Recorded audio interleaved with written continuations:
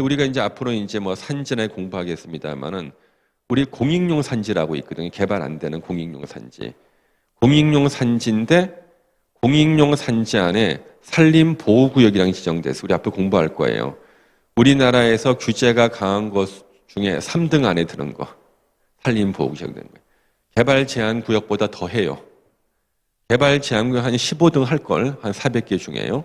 근데 그거는 3등 안에 드는 거예요. 그 안에서는 할 게 아무것도 없어요. 산림보호구역. 자, 공익용 산지 안에 산림보호구역이 있는데 이 안에서 주차장을 설치할 수 있느냐 못하느냐. 할 수 있긴 못해요. 예. 근데 웃긴 게 공익용 산지는 주차장 설치할 수 있어. 산림보호구역에서는 주차장 설치가 안 돼. 이 땅이 공익용 산지 겸 산림보호구역이야. 설치돼요 안 돼요? 아무도 대답을 못하는 거예요. 예.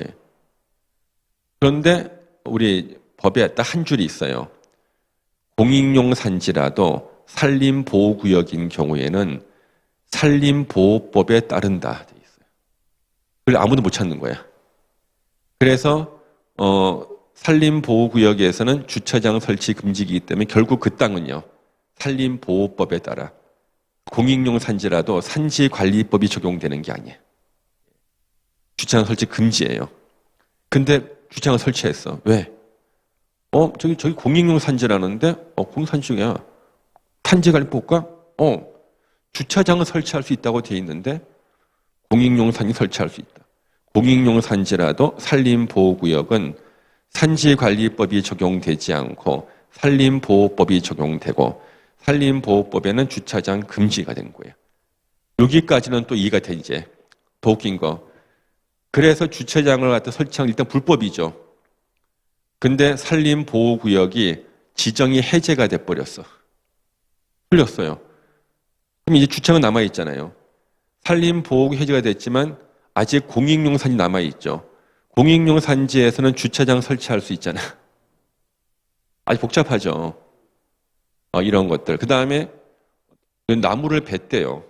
어떻게 처벌돼요? 다 틀리대. 제가 나무를 뱄을 때, 불법을 뱄을 때, 허감 뱄을 때 그게 자기 나무냐 남의 나무 달라져요. 다른 사람 소유 임야의 나무를 불법 뱄다. 적용되는 처벌이 산림자원의 조성 및 관리에 관한 법률이 적용돼서 3년 이하의 징역이나 3천만 원의 벌금. 자기가 소유한 임야에 허가 안 받고 나무를 뱄다. 그때는 산지관리법 적용이에요. 다르다고요. 근데 이걸 갖다가 많은 사람들한테 다 물어봐도 누구도 대답을 못 한다는 거예요. 왜? 몇 개 얽혀 있잖아요. 이거는 자기가 일을 해보고, 왜? 국가사업, 그 다음에 개인한테 받은 컨설팅 해보고 할 때마다 제가 그 규정 다 찾아봤겠죠. 경험이 있으니까 이게 어디에 어떤 근거 중에든 다 알고 있거든요. 그래서 어저께 그저께 촬영하고 갔어요. 다음 주 목요일 날 밤 11시에, 그거 스토리 추적 M이라는 프로에 나온다고. 나갔어요. 하여튼. 그래서 제가 그랬어요. 잘 찾아오셨다고. 예. 물어봤을 때 대답을 다 해줬거든요. 그래서 여러분들 이 그린 벨트도 아까 이제 우리 교환 같은 거 있는 거 보고 문제가 생기면 찾아서 하나씩 따져보시면 되고 일단 머릿속에는 주택 신축할 수 있다. 근린생활시설 신축할 수 있다. 이주권은 철거당한 주택이나 근린생활시설을 남아있는 근린생활시설 안으로 옮기는데 이거 이주권 샀다가는 5년간은 원주민한테 끌려다닌다. 끌려다니지 않으려면은 별도의 각서, 그 계약서에 별도의 각서가 있어야 돼. 별도의 합의서라든 각서 해가지고 5년 동안 협력하지 않는다면 어떻게 하겠다는 그런 거 있잖아요. 그렇죠? 예. 그런 것들 다 해야 됩니다. 예.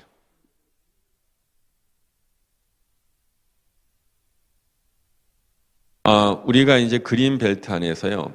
얼마 전에 몇 달 됐습니다. 제가 몇 년 전에 한국 등산학교에서 제가 암벽 등반을 배웠어요. 제가 86회 졸업했거든요. 한국 등산학교 86회 졸업생. 예, 인수봉도 올라가고 있는데 우리 가르쳤던 선생님이 있어요. 에베레스트 정복하신 분이에요. 그 선생님께 전 연락이 올 거예요. 자기가 누가 땅을 하나 이제 사라 그래서 자기는 이제 운동하는 시설 같은 거 설치하고 싶은 거죠. 인공 암벽 등반 이런 거 타려고. 땅이 하나 나왔는데 이 땅 어떤 이제 좀 봐줄 수 있냐고 그래서 봤더니 개발 제한 구역 안에 땅이에요. 근데 자, 개발 제한 구역 안에서도 똑같지 않을까요? 개발 제한 구역 안에서 택배 허가 나오죠. 그 다음에 우리 뭐 상업지역이나 공업지역에서 택배 허가 나와요. 그러면 똑같이 허가 나올 때 우리 땅값 싼 곳이 좋겠죠. 그렇지 않겠습니까? 예.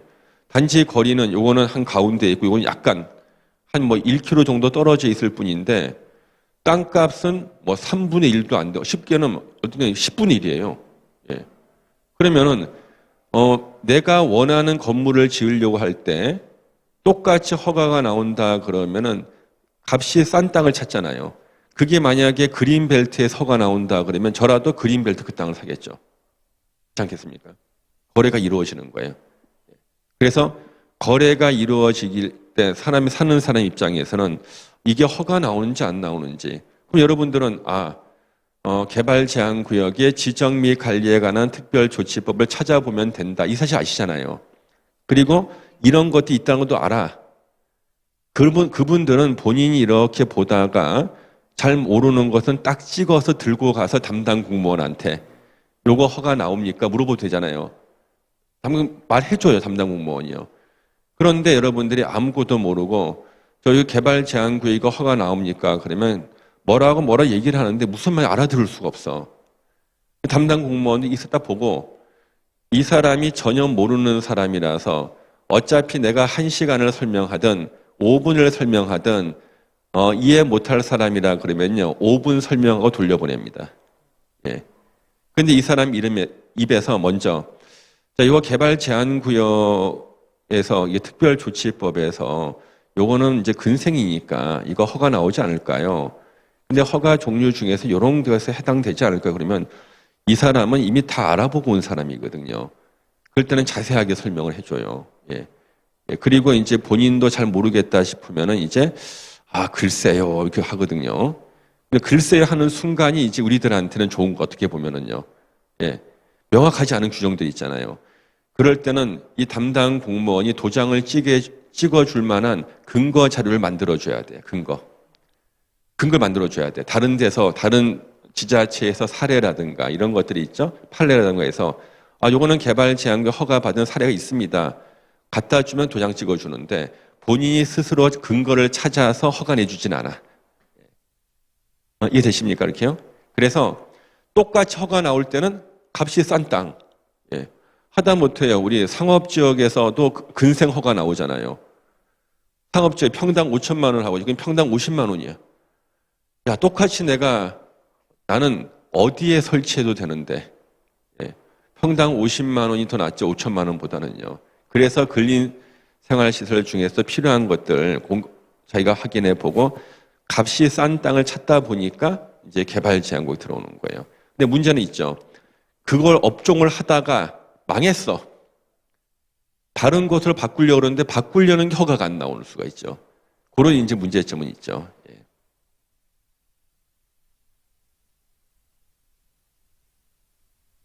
개발 제한 구역은요.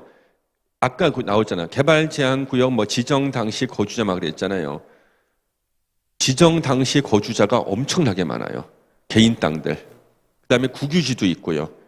시유지도 있고 또 구유지라고 해서 구유지, 구청 땅. 그래서 국유지, 시유지, 구유지, 개인 사유지, 법인 소유 땅 다양해요. 근데 개인 소유 땅 굉장히 많아요. 예, 실제로 한번 보시면요. 앞으로 이제 우리 MPL 물건들 나오잖아요. 그럼 여러분 오늘 배운 것들 있죠. 다 기억나실 거예요. 넘기다 보면은 여기 물건 나왔는데 보니까 개발 제한 구역이래. 그러면 개발 제한 구역인데 이것이 왜 물건 나왔을까 했더니 거기서는 허가를 받으면 되는 거고 작년에도 물건 나왔을 때 기억나는 게 개발 제한 구역 안에 우리 칠학지구 있다고 그랬죠. 집단 칠학지구 안에 물건이에요. 이런 것들은요 낙찰가 높게 나와요. 참 지장 없으니까 사람 사는 데는요. 그리고 집단 칠학지구가 이제 건물이 낡았다. 이제 인구가 막 늘어난다 그러면 개발 제한 구역 해제 요건에 해당이 되죠. 바로 대표적인 데가 광명시 노은사동을 왜 택지 개발 지구로 지정해서 3기 신도시 집어넣는가? 거기가 취락지구인데요. 너무 낡았어 이제. 예. 이제는 사람 살기 힘들어요. 인구는 계속 늘어나. 임대료가 싸니까. 그럼 이거 한번 개발을 하긴 해야겠는데 어떡하지? 재개발할 수 있는 것도 아니고. 그래서 결국에는 이거 해제하는 요건 중에 하나가 뭐예요? 공익사업을 해제할 수 있죠. 공익사업의 대표가 택지개발사업. 그래서 해제하고 택지개발 지정하는 거라고요. 그런 메커니즘을 알면은 우리가 이제 물건을 볼 수 있는 능력이 생기는 겁니다. 이렇게요. 예. 이 토지 매수 청구는요, 뭐 자세한 거는 여러분 읽어보시면 되는 이런 거예요. 개발 제한 구역 지정으로 그 땅을 못 쓰게 된 사람이 있어요. 아까 우리 개발 제한 구역은요, 지정되면 원칙이 건축 금지잖아요. 물론 예외 있었지만요. 그래서 개발 제한 구역 지정으로 그 땅을 못 쓰게 된 사람은 본래 용도를 못 쓴다. 국토부 장관한테 차라리 내 땅 사가라 매수 청구할 수가 있어요. 그래서 개발 제한 구역 지정으로 인해서 그 땅을 못 쓰게 됐다. 그러면 제가 이제 그 사례를 하나 설명을 좀 이런 거 한번 보세요, 여러분요. 여기가 이제 이 땅에 여기가 농지가 있었고 농지요. 이쪽으로 이렇게 물이 흘렀어요. 강물이 이렇게 있었습니다. 그래서 이제 강물에서 이렇게 물을 대서 농사를 짓고 있었거든요. 근데 여기가 이제 개발 제한 구역 그린벨트로 지정이 되면은요. 그린벨트로 이제 지정이 되면 건축물의 건축 금지죠. 그렇죠? 예. 그런데 여기서 이제 공사가 있어가지고 이렇게 물길이 끊긴 거예요. 이제 물이 끊겼어. 이제. 자, 그러면 이 농지는 이제 농사 못 짓잖아요. 그렇지 않습니까? 그럼 농사 못 지면은 만약 여기가 개발 제한 구역 아니면은요, 이것을 대지로 바꿔서 건물을 지어서 다른 용도로 쓰면 되는데 개발 제한 구역 원칙이 건축 금지잖아요. 허가 요건에 해당이 안 돼서 허가 못 받았어요. 이 땅 못 쓰는 거죠, 이제요. 그래서 개발 제한 구역 지정에 따라 개발 제한 구역의 토지를 종래 용도로 사용할 수 없어서 효용이 현저히 감소된 토지 또는 사용 수익이 사실상 불가능하게 된 토지, 예를 들면은 개발 제한 구역 지정에 따라 개발 제한 구역의 토지를 종래 용도 농지였는데 농사를 갖다가 못 짓게 됐어. 개발 제한 구역의 지정에 따라서 농사 못 짓게 됐어요.